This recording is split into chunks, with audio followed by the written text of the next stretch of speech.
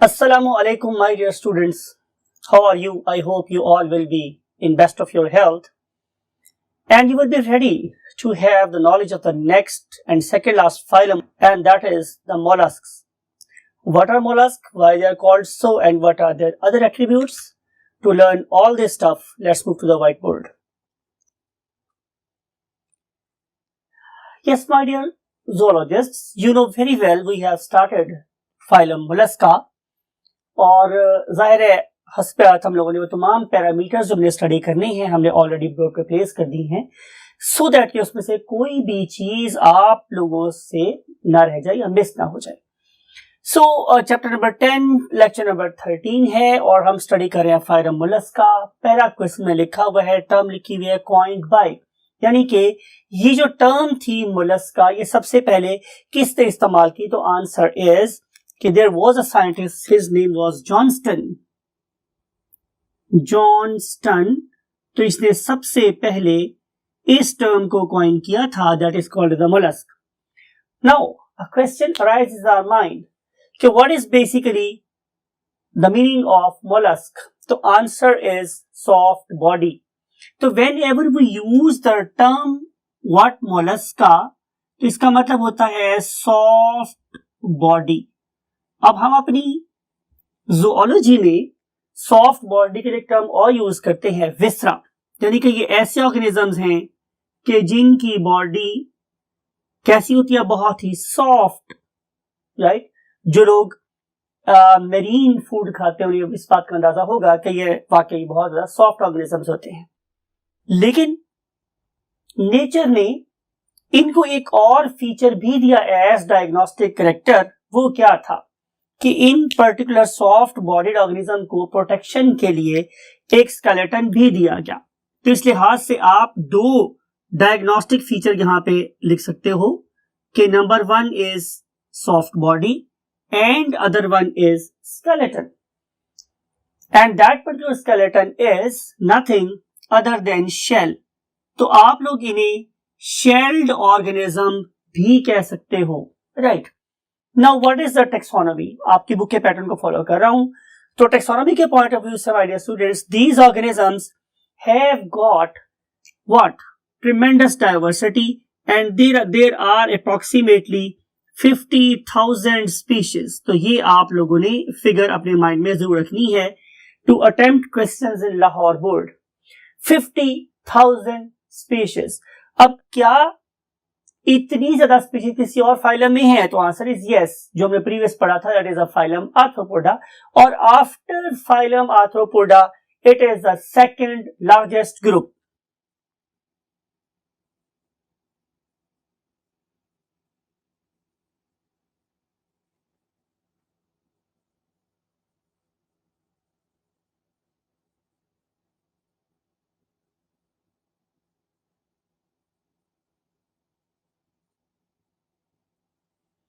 Another important thing is कि आप लोगों की बुक ने हमें ये बात बताई है कि as per your standard of knowledge कि हमारे मोलस्का के अंदर we are going to study the 3 classes. तो ये समझ लें कि हम लोगों ने इसको फाइलम मोलस्का को 3 क्लासेस में डिवाइड कर दिया है।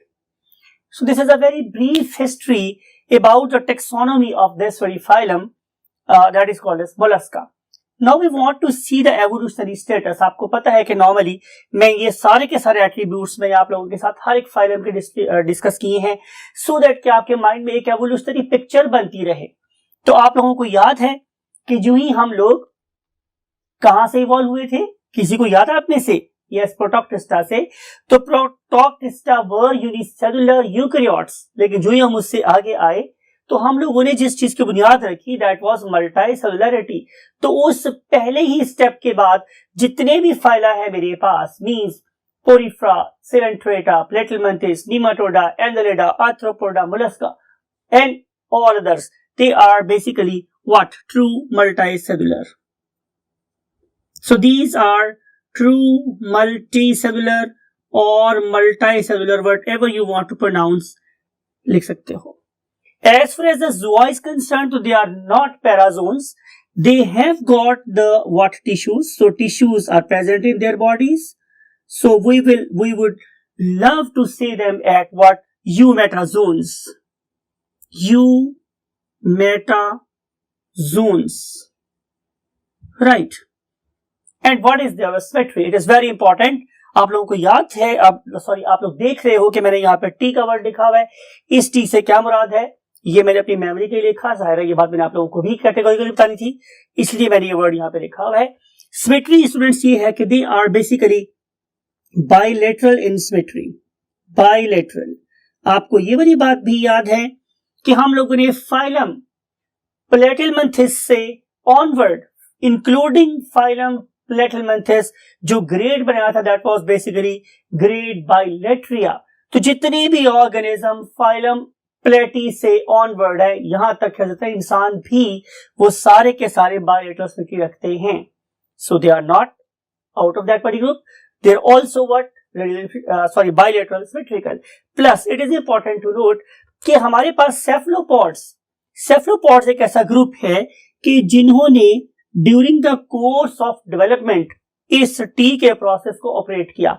And T is nothing other than the phenomena of rotation of the cells that is called as torsion. तो इस पर्टिकुलर टॉर्शन की वजह से ये वाले ऑर्गेनिजम्स क्या हो गए? ये हो गए students asymmetrical. Otherwise most of the molluscs they are what? Bilateral symmetrical. And now we want to discuss the next concept. And next concept is the coelom. You know very well कि जो ही हम लोग phylum nematode से आगे चले थे तो हमारे पास ट्रू coelom बन गई थी. तो as far as the coelom is concerned, they are basically true coelomates. So these organisms are true coelomates. And if you want to know about the type of their coelom, definitely they are schizocellus. ये क्या होती है? बहुत बार discuss हुई आप लोगों के साथ. So just I want to mention and I don't want to discuss it over here. And as far as the stomy is concerned, आप लोगों को ये वाली बात भी टिप या ये स्टेटमेंट अपने माइंड में याद रखनी है कि एकाइनोडर्म से पहले जितने भी फाइलम हैं, एकाइनोडर्मेटा से पहले जितने भी फाइलम हैं, all of them are protostomes. तो ये भी हमारे पास प्रोटोस्टोम्स हैं, यानी कि जो पहला मुंह बनेगा, जो पहला सुराख बनेगा वही माउथ बन जाएगा. And you know very well, एक और नाम भी था, that is the proterostomes. Protostomes और proterostomes are same thing. So we have discussed all evolutionary phases in the terms of their, वही बात है ऑन्टोजनी, कि अपनी डेवलपमेंटल स्टेजेस में ये किस किस फाइलम को किसी चीज को रिप्रेजेंट कर रहे होते हैं. Now we want to move to the next concept, and next concept is diversity. And for this we have to move to the next column. अगर मैं स्टूडेंट्स बात करूं इसकी डाइवर्सिटी की, तो डाइवर्सिटी का मतलब वही बात है इख्तलाफ, वैरायटी. तो वैरायटी की मैं बात करूंगा तो डाइवर्सिटी हमें नजर आती है बहुत ज्यादा किस में? इन ऑर्गेनिज्म में. यानी कि मेरे पास कि साइज वाइज ये ऑर्गेनिज्म बहुत स्मॉल भी हो सकते हैं, ठीक है, और ये बहुत लार्ज भी हो सकते हैं. स्मॉल भी हो सकते हैं, बहुत लार्ज भी हो सकते हैं. और अगर मैं लार्ज होने की बात करूं तो हमारे इनवर्टिब्रेट वर्ल्ड का, हमारी इनवर्टिब्रेट दुनिया का जो बेताज बादशाह है in the term of size, that is basically octopus. तो ऑक्टोपस सबसे बड़े इनवर्टिब्रेट्स है, तो इस लिहाज से ये एक लीडिंग ग्रुप है. प्लस अगर मैं बात करूं इसकी शेप के बारे में, तो there is a huge variety in the terms of their size and shape. And now we want to discuss their habitat. तो हैबिटेट में भी जाहिर हमारे students, they are very diverse because most of them are marine. इनमें marine organism भी पाए जाते हैं, लेकिन इसका मतलब हर किसी नहीं है कि इनके पास फ्रेश लिविंग एक्वाटिक ऑर्गेनिज्म नहीं है. There are. So fresh living, fresh water dwellers भी यहां पाए जाते हैं. फ्रेश वाटर डिवेलर का मतलब है उसमें रहने वाले, राइट. प्लस इसी पर्टिकुलर ग्रुप के मुझे ऐसे मेंबर्स भी नजर आते हैं कि जो कहां रहेंगे? जाहिर है टेरेस्ट्रियल मींस ड्राई लैंड पे रहेंगे, और टेरेस्ट्रियल ऑर्गेनिजम्स भी हैं. However usually they found close to the dampness, जहां नमी होगी, जहां पानी होगा, ये आमतौर पे वहां पे रहते हैं और बहुत पानी से दूर आमतौर पे मोलस्क नहीं पाए जाते। डिस्कस किया था आप लोगों के साथ कि मोलस्का का एक फीचर तो ये है कि उनके पास एक सॉफ्ट बॉडी होती है, लेकिन एक ये वाला फीचर भी आपको याद होगा कि मैंने बोला था कि they do have the shell. और अगर मैं सबसे पहले आप लोगों के शेल के फंक्शन की बात करूं तो definitely shell is there to provide the protection. लेकिन माय डियर स्टूडेंट्स, इसकी एक बहुत बड़ा नुकसान भी है। ये वाला स्ट्रक्चर इन ऑर्गेनिजम्स की लोकोमोशन में हर्डल क्रिएट करता है, रुकावट पैदा करता है, ग्रोथ को भी ये रिटार्डेड रखता है। लेकिन बहरहाल शेल का सबसे बड़ा एडवांटेज ये है कि इस जंगल के कानून में सर्वाइवल ऑफ फिटेस्ट, जो सबसे फिटेस्ट है वही सर्वाइव करेंगे। उस पर्टिकुलर वॉर में, उस पर्टिकुलर जंग में इस शेल ने बहुत की रोल प्ले किया है। राइट, सो शेल में भी एक्सो बाहर भी हो सकता है और एंडो अंदर भी हो सकता है। राइट, फॉर एग्जाम्पल अगर आप इस पर्टिकुलर स्नेल को देखोगे तो इस स्नेल में शेल इज आउटसाइड, लेकिन अगर आप इस स्क्विड को देख रहे हो, ऑक्टोपस को देख रहे हो, तो इसमें इनका जो शेल है इट इज लाइंग इनसाइड, तो there may be the endoskeleton और मे बी द एक्सोस्केलेटन। अगर हम इसके ओरिजिन की बात करें तो these particular shells they are basically epidermal in origin. ठीक है, किसके? Of a very very special covering outside the viscera that is called as mantle. तो इस पर्टिकुलर मेंटल की एपिडर्मल सेल्स में एबिलिटी होती है कि they can produce and secrete shell around them, और बहुत जगहों पर ये शेल हर साल बड़ा होता रहता है या नया बनता रहता है। For example, look at this particular freshwater mussel. It has got what the exoskeleton or outer shell, and this very shell is basically showing line. तो ये जो लाइन है ये 8 साल में समझ ले एक बनती है, तो इसे हम लोग एनुअल रिंग्स भी कह सकते हैं। और इसके ऊपर एक नॉन सर्कुलर पार्ट है, it is called as the Ambu.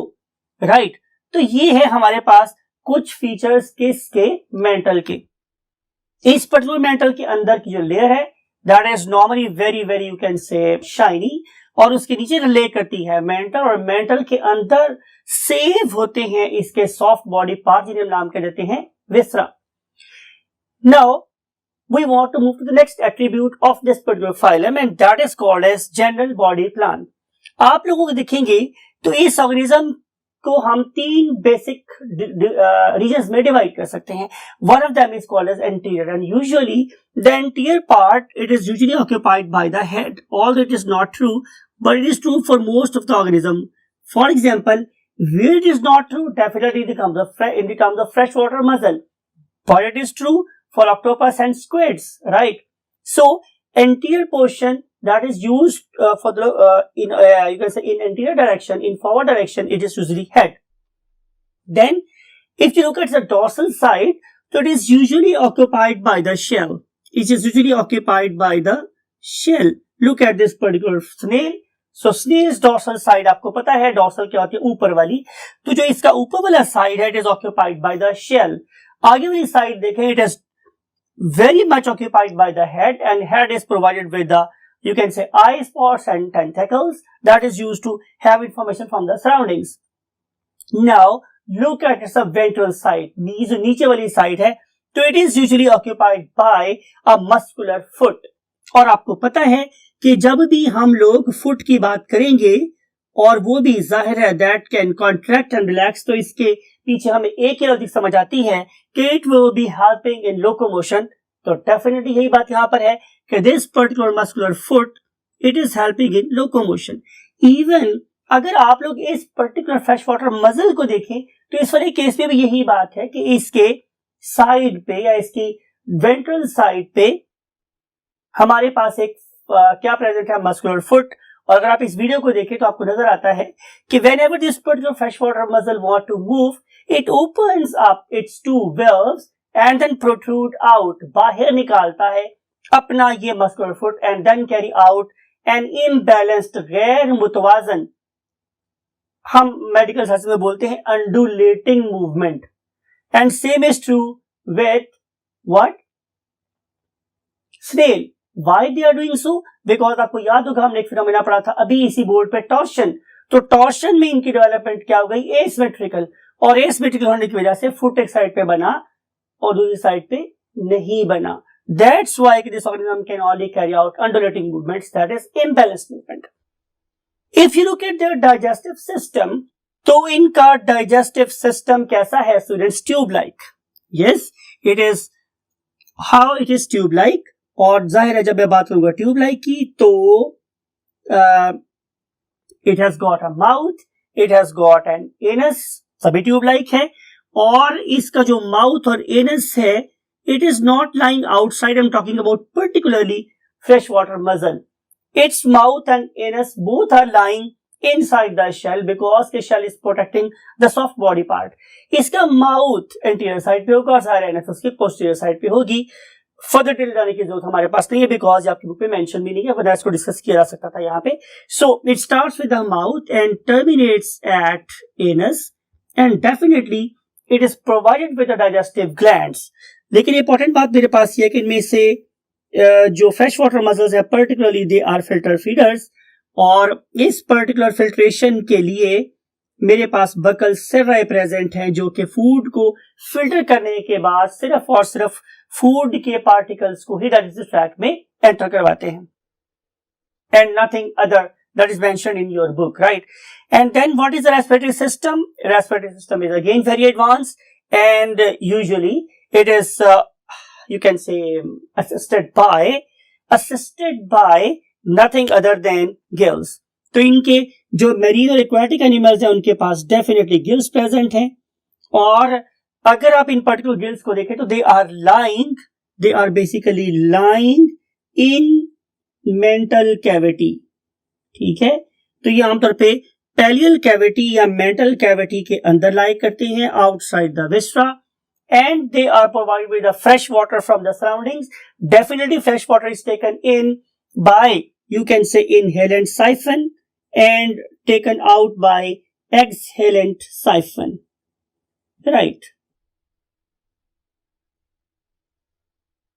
If you look at respiratory pigment, तो इनके रेस्पिरेटरी पिगमेंट का नाम मेरे पास क्या है? हीमोसायानिन. और इसी पर्टिकुलर हीमोसायानिन की वजह से ही इसके जो ब्लड का कलर है इट इज ब्लू. सो आपने देखा होगा कि इस पर्टिकुलर ब्लू कलर को डिफरेंट किस्म के squids as an organ of defence पे यूज करती हैं और एस्केप करने में भी हेल्प करता है यही वाला पिगमेंट इन पर्टिकुलर स्क्विड्स को और ऑक्टोपस को. And now we want to move to the next concept, and next concept is circulatory system. I mistakenly wrote it as respiratory system and now I have corrected it. So we are going to start circulatory system. Circulatory system मेरे पास दो किस्म का होता है. एक को बोलते हैं क्या? ओपन सर्कुलेटरी सिस्टम, और एक को बोलते हैं क्लोज सर्कुलेटरी सिस्टम. और इसके लिए मैंने इसकी दो क्या बना दी है? टाइप्स या क्लासेस. उनमें से एक है सेफलोपॉड्स. क्या होते हैं सेफलोपॉड? इंशाल्लाह डिस्कस करेंगे यू कैन से क्लासिफिकेशन में. तो बहरहाल नजर नाम तो इंडिकेट कर रहा है कि सेफलो मीन्स जिनका कोई हेड रीजन बड़ा सर होगा इनका. तो बहरहाल हम सेफलोपॉड्स की बात कर रहे हैं कि सेफलोपॉड्स के अंदर मेरे पास क्लोज्ड सर्कुलेटरी सिस्टम होता है. Closed circulatory system. लेकिन जो मेरे पास दूसरे ऑर्गेनिजम्स हैं they have got open circulatory system, right? Other arthropods, I am talking about other arthropods. So they have got what? Open circulatory system. ठीक है, और इस ओपन सर्कुलेटरी सिस्टम में जो बॉडी फ्लूइड है वो हार्ट में से निकल के साइनसेस में चलता रहता है, इसलिए हम इसे क्या बोलते हैं? Open circulatory system. अगर आप लोग इनके हार्ट की बात करें तो heart is definitely going to mix up the blood, because कि जो इसका हार्ट है उसके अंदर there are two atria and there is one ventricle. तो इसके लिहाज से इसका मतलब ये होगा कि बॉडी से आने वाला ब्लड और गिल से आने वाला ब्लड डेफिनेटली दो डिफरेंट एट्रिया में पहुंच रहा है. लेकिन जब ये दोनों एट्रिया कॉन्टैक्ट करेंगे और ब्लड वेंट्रिकल में एंटर होगा तो वेंट्रिकल में एंटर होने के बाद ब्लड मिक्स हो जाएगा, राइट? और मिक्स होने के बाद जाहिर है ये फिर दोबारा से बॉडी में से गुजरने के बाद उससे गिल्स में से दोबारा से क्या होगा? एयरेट होगा. ब्लड पिगमेंट की बात अभी मैंने की आप लोगों के साथ कि इसका जो ब्लड पिगमेंट है इट इज नोन एज हीमोसायानिन, और इस पर्टिकुलर हीमोसायनिन का कलर में डेलिबरेटली लिखा है ब्लू, तो ब्लू ही है। इस पर्टिकुलर मोमेंट पे हम डिस्कस ही करना चाह रहे हैं कि why its colour is blue, because कि इस हीमोसायनिन के अंदर जो एक्टिव कंपोनेंट है that is the copper, Cu। आपको पता है कि आप लोगों की हीमोग्लोबिन में एक्टिव इंग्रेडिएंट क्या होता है, आयरन। उस आयरन की वजह से आप लोगों के हीमोग्लोबिन का कलर रेड, लेकिन इस हीमोसायनिन में कॉपर की वजह से इसका कलर कैसा हो गया, blue. Getting my point or not? Now we want to discuss nervous system. Nervous system में भी they are very very advance. How they advance? Because कि नेचर ने इनको गैंग्लिया दिए हैं। क्या दिए हैं? Definitely ganglia. और अगर आप लोग इनके गैंग्लिया की बात करें तो गैंग्लिया 3 किस्म के हो सकते हैं। नंबर एक इज सेरिब्रल गैंग्लिया, और सेरिब्रल का मतलब होता है हेड रीजन में पाया जाने वाला ganglia. Other one is called as visceral ganglia. ये जाहिर है नेम इंडिकेट कर रहा है कि ये सॉफ्ट बॉडी पार्ट्स में होंगे। And other one is called as a pedal ganglia. जाहिर है ये उसके फुट में होंगे। It should be there because के पीडल गैंग्लिया की वजह से ही तो इसकी बॉडी के पार्ट्स फुट के साथ क्या करेंगे, कोऑर्डिनेट करेंगे। तो जाहिर है अगर मैंने हेड से मैसेज भेजना है पांव को, तो उसको आपस में जोड़ने के लिए मेरे पास क्या होनी चाहिए, कॉमिशनल नर्व्स भी होनी चाहिए। तो yes, they do have commissural nerves, right. लेकिन आपको ये बात भी नहीं भूलनी चाहिए कि इन ऑर्गेनिज्म के अंदर ही एक ऐसा ऑर्गेनिज्म है जो सबसे बड़ा इनवर्टिब्रेटस है, and that very invertebrate is octopus. तो इस लिहाज से इस ऑक्टोपस को हमारे इनवर्टिब्रेट वर्ल्ड का सबसे बड़ा दिमाग रखने वाला ऑर्गेनिज्म भी कहा जाता है। Now we want to move to the locomotion. अगर आप ये लोकोमोशन की बात करें तो लिखा था मैंने अभी आप लोगों के पास कि they have got nothing other than a muscular foot, and that particular muscular foot is normally just one in number and it is asymmetrical। और इस पर्टिकुलर asymmetrical होने की वजह से ही इनकी जो मूवमेंट होती है वो कैसी होती है, इम्बैलेंस्ड। और अगर आपको याद हो तो मैंने टर्म यूज की थी क्या, अंडुलेटिंग मूवमेंट से शो करते हैं, राइट। इसके अलावा जाहिर है जैसे मैंने पहले बोला बहुत वैरायटी है हमारे पास। इनके बॉडी के मसल्स भी इनको मूव करने में हेल्प कर सकते हैं, और इनके प्रेजेंट जो ओरल आर्म्स हैं वो भी हेल्प कर सकते हैं इसके लोकोमोशन में। Last but not the least is the excretion. अगर मैं इन पर्टिकुलर ऑर्गेनिजम्स के एक्सक्रीटरी सिस्टम की बात करूं तो it is again very advance. किस सेंस में एडवांस है कि इनके पास एक स्पेशल एक्सक्रीटरी ऑर्गन प्रेजेंट है, and that very special excretory organs, they are called as what, metanephridia, META, meta, NEPHRIDIA, metanephridia। और ये जो मेटानेफ्रीडिया है ये इसकी पेरिकार्डियम के साथ ही प्रेजेंट है, और पेरिकार्डियम से डायरेक्टली ब्लड इस मेटानेफ्रीडिया में आता है। और metanephridia, look at this structure, कि मेटानेफ्रीडिया एक फनल लाइक स्ट्रक्चर से स्टार्ट होते हैं, and that very funnel like structure is called as nephrostome. So nephrostome के अंदर सीलिया प्रेजेंट है। नेफ्रोस्टोम्स बेसिकली क्या करते हैं, जनरेट करते हैं करंट्स को, और इस करंट के रिजल्ट में इसका बॉडी फ्लूइड इस नेफ्रीडिया में एंटर होता है। जरा यहाँ पे हम प्रोसेस ऑफ फिल्ट्रेशन, एब्जॉर्प्शन, रिब्जॉर्प्शन करेंगे, और करने के बाद जो वेस्ट प्रोडक्ट्स हैं उसे हम लोग कहां से निकाल देंगे, नेफ्रीडियोपोर के अंदर। और नेफ्रीडियोपोर्स फिर इसको पुश कर देंगे इनटू द मेंटल कैविटी, और इस पर्टिकुलर मेंटल के MENTL मेंटल, और इस पर्टिकुलर मेंटल कैविटी से फिर जो वेस्ट प्रोडक्ट्स हैं वो एक्सएलेंट साइफन के थ्रू बॉडी में से बाहर चले जाएंगे, राइट।